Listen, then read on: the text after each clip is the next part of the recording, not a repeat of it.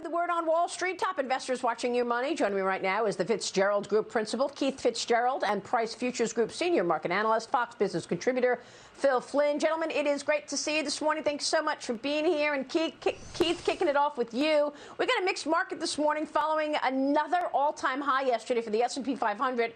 We're beginning today's trading session in record territory, and we are standing by for the ADP report for the month of July. It's due out in less than an hour, about 8:15 a.m. Eastern. I want to get your take on where we are in the economy. But first, here's J.P. Morgan Chase CEO Jamie Dimon with his take on interest rates, with the 10-year hitting 1.17% this week. Watch.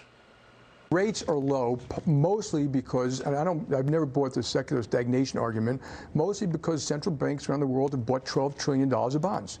And that's a huge sum of thing. And so they're buying a lot of the issuance. That will stop eventually. Why are rates where they are then? Well, the governments are buying bonds. When governments buy bonds, that reduces the price. I'm not a buyer of the 10-year bond.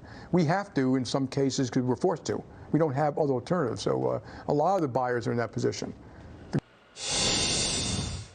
Keith, what's your take on this? And is this an indicator that maybe growth is not all that? I mean, wouldn't rates be much higher if we were looking at a real comeback in this recovery? Even though Jamie did say that credit card and debit card rates are up 20% from pre-COVID levels. Well, I think that's a very savvy question, Maria, and I think you're spot on. I think the real economy is very different from the financially engineered economy, and I think that's what Jamie's Dimon is driving at. I think as long as government is continuing to supply the punch bowl, people are going to go and get some refreshment. And it's liquidity, it's QE, whatever you want to call it, it's injecting cash into the system to keep it moving. It's like the blood in your body. You got to have it. Eventually, that's going to slow down, and that's when the market's going to have a day of reckoning. I think this is extraordinary. The 10-year this morning at 1.16%, Exactly. Keith, that is down 1 1/3 basis points. I mean, when you see this kind of yield, I'm surprised stocks aren't selling off more.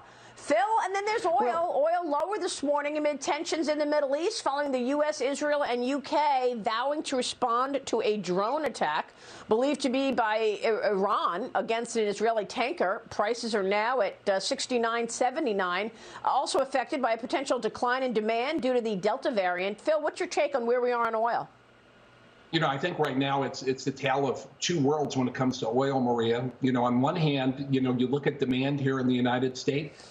It's through the roof. I mean, we're seeing gasoline demand near record highs. The economy is rolling along, and these low interest rates, believe it or not, are even feeding into more energy demand. But if you look overseas, of course, you look at China, the shutdowns of air travel, more restrictions. The China National Petroleum Company basically said that demand in China short term is going to drop by 5%. So that's weighing on prices. But then you bring in this Middle East situation. This is getting exceedingly more and more dangerous. There were reports yesterday, of course, that some Iranian gunmen seized a ship. They decided to give it back. Maybe they had second thoughts.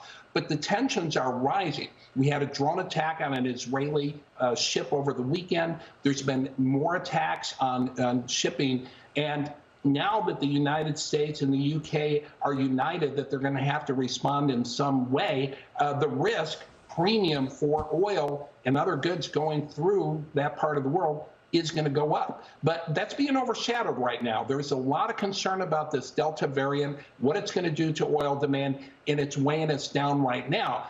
But if you go up to the gas pumps in the United States, you wouldn't know that. Gasoline prices at a 7-year high at $3.18 a gallon. So we're seeing a lot of disconnects, in the petroleum space right now. Let me just point out what doctors have told me, including Dr. Ben Carson, that the Delta variant, while yes, it is much more transmissible, it is much more contagious than people expected, it is not as virulent. In other words, it's not as dangerous.